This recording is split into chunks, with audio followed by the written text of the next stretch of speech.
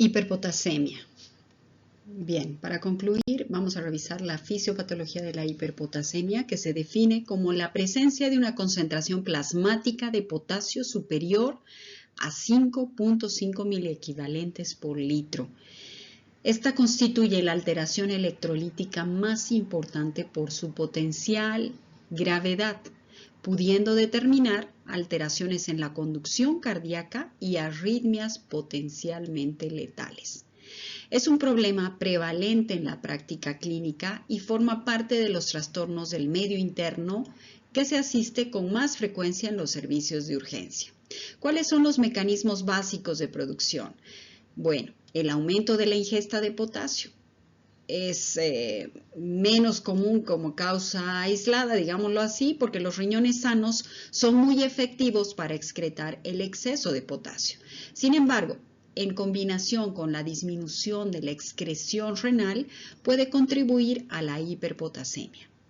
Otra causa, la disminución de la excreción renal. Esta es la causa más común de hiperpotasemia y se observa en enfermedades renales crónicas, en insuficiencia renal aguda, en hipofunción de la aldosterona o con el uso de medicamentos que reducen la excreción de potasio, por ejemplo, inhibidores de la enzima convertidora de la angiotensina, o los ARA2 o diuréticos ahorradores de potasio.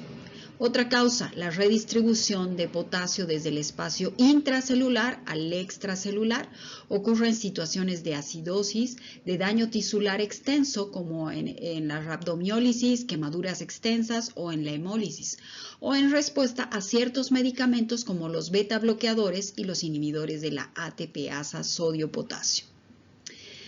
Bueno, con respecto a la excreción renal de potasio y la función de la aldosterona promueve la excreción de potasio en los túbulos colectores del riñón. En condiciones de deficiencia de aldosterona, por ejemplo en la enfermedad de Addison o el uso de antagonistas de la aldosterona, la excreción de potasio disminuye, conduciendo a hiperpotasemia. En insuficiencia renal, en una enfermedad renal crónica, la capacidad del riñón para excretar potasio se reduce, aumentando el riesgo de hiperpotasemia. También otra causa es la redistribución celular. ¿Sí? En acidosis metabólica, el exceso de hidrogeniones entra en las células desplazando el potasio hacia el espacio extracelular, lo que eleva los niveles plasmáticos de potasio. Hablando de rhabdomiólisis y hemólisis, la destrucción de células musculares o eritrocitos libera grandes cantidades de potasio al espacio extracelular. Con respecto a los medicamentos, algunos medicamentos como los inhibidores, dijimos, de la ATPasa sodio-potasio, como la digoxina o los beta bloqueadores, pueden inhibir la entrada de potasio en la célula, aumentando la concentración extracelular de potasio. ¿Cuáles son los efectos sobre el músculo cardíaco? Bueno, la despolarización de la membrana, el aumento del potasio extracelular disminuye el potencial de membrana en reposo, haciendo que las células del miocardio se despolaricen más fácilmente, generando alteraciones electrocardiográficas. La hiperpotasemia puede causar una amplia gama de cambios en el electrocardiograma, incluyendo ondas T picudas, prolongación del intervalo PR, ensanchamiento del complejo QRS y eventualmente la ausencia de ondas P y el desarrollo de un ritmo sinusal lento que puede llevar a una asistolia. El riesgo de arritmias ventriculares aumenta, pudiendo llevar a fibrilación ventricular o asistolia, que son potencialmente letales. En cuanto a las consecuencias clínicas, síntomas neuromusculares, además de los efectos cardíacos, la hiperpotasemia puede causar debilidad muscular, parálisis, parestesias debido a la alteración en la conducción neuromuscular y lleva al paciente a un riesgo vital, ya que esta hiperpotasemia elevada, si se mantiene por tiempo prolongado y no se trata, puede ser rápidamente letal debido a los efectos arritmogénicos en el corazón. Bueno, aquí está un cuadro de posibles causas.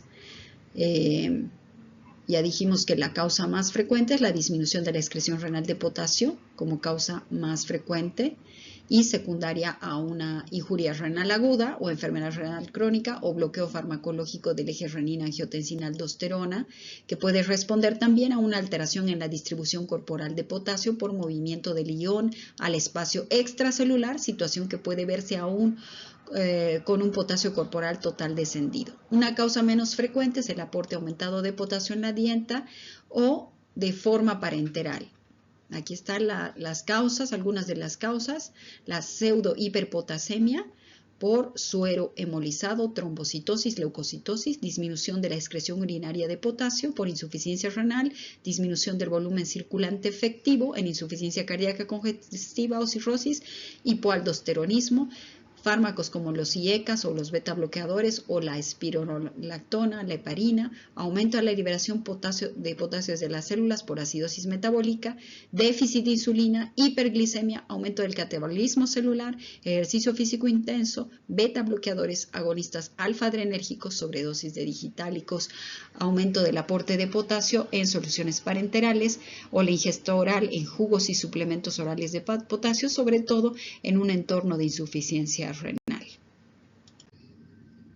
Las manifestaciones clínicas que revisten mayor gravedad son las alteraciones en la conducción cardíaca y la parálisis muscular. Habitualmente, cuando existen síntomas musculares, se pueden evidenciar cambios electrocardiográficos característicos. Estas manifestaciones severas se vinculan a niveles séricos de potasio con cifras mayores o iguales a 7 milequivalentes por litro en pacientes con una hiperpotasemia crónica o a niveles inferiores en hiperpotasemias de instalación aguda. La afectación muscular es en general ascendente, comprometiendo inicialmente los miembros inferiores con progresión a tronco y miembros superiores. La afectación de pares craneales y músculos respiratorios es inhabitual. En casos graves, la debilidad evoluciona hacia parálisis flácida, que puede confundirse con un Guillain-Barré. En cuanto los valores de potasio sérico elevados van a originar alteraciones de la actividad eléctrica cardíaca, tanto en su automaticidad del marcapaso como en la eficiencia de la conducción. Pero no hay una correlación lineal entre los valores de potasio y la severidad en las manifestaciones. La velocidad en la que se instala la hiperpotasemia incide en las manifestaciones. Cuando la instalación es lenta y progresiva, las manifestaciones electrocardiográficas son menos marcadas, mientras que cuando existe un incremento súbito de la calemia, puede causar alteraciones electrocardiográficas significativas con una hiperpotasemia de menor rango. La sensibilidad del electrocardiograma para evidenciar cambios es mayor para niveles séricos de potasio elevados mayores e iguales a 9 milequivalentes por litro que para niveles más bajos de menos o iguales de 6.8 milequivalentes por litro. En esta última situación, la sensibilidad del electrocardiograma desciende un 50% aproximadamente. Y bueno, si además se asocia a hipocalcemia, hiponatremia o la existencia de acidosis metabólica, se asocian a mayor probabilidad de alteraciones electrocardiográficas. Aquí vemos una tabla donde se muestran un electrocardiograma normal con valores de potasio de 3.5 a 5.5 milequivalentes por litro, una onda T picuda y simétrica con valores mayores a 5.5, una onda T picuda y simétrica con un voltaje similar al AR con valores mayores a 6, valores mayores a 7 muestran una prolongación progresiva del PR hasta una desaparición de la onda P con ensanchamiento progresivo de QRS. Y mayor a 8 milequivalentes por litro, el QRS continúa ensanchándose hasta fusionarse con la onda T, adquiriendo una morfología sinusoidal cuando el potasio es mayor a 10 milequivalentes por litro. Según la gravedad de la hiperpotasemia, cuando esta es aguda, la clasificación basada en expertos, podemos hablar de grave, moderada a grave, ligera a moderada. Estamos hablando de valores entre 5 y 6, 6.1 a 6.5 y grave mayor a 6.5 milimoles por litro de concentración de potasio. Bueno, en cuanto a al diagnóstico clínico, ya dijimos, va a depender de una anamnesis con los factores de riesgo identificados, una exploración física que tiene que ver con el nivel de conciencia, el estado de hidratación, perfusión, diuresis, frecuencia respiratoria, saturación, ritmo cardíaco y presencia de edemas, estado general muscular y pruebas complementarias, por supuesto.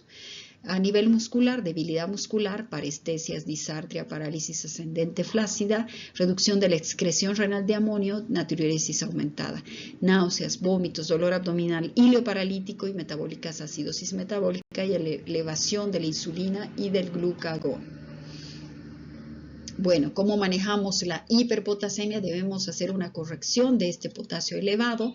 El tratamiento incluye medidas para estabilizar la membrana cardíaca con gluconato de calcio, promover el desplazamiento de potasio dentro de las células con el uso de insulina y glucosa y bicarbonato de sodio, además de betagonistas, y eliminar el exceso de potasio del cuerpo con diuréticos, resinas de intercambio de potasio y diálisis si fuera necesario. La comprensión de la fisiopatología de la hiperpotasemia es crucial para prevenir y manejar esta condición de manera efectiva, evitando complicaciones graves y potencialmente mortales. Aquí vemos los niveles de corrección desde las hiperpotasemias leves, moderadas a las severas. Y cómo hacemos las medidas y acciones rápidas y transitorias de corrección con el uso de gluconato, clorhidrato de calcio, glucosa e insulina, beta-2 agonistas, bicarbonato de sodio, diuréticos de aceite y ácidas, resinas de intercambio y por supuesto la diálisis cuando se requiere.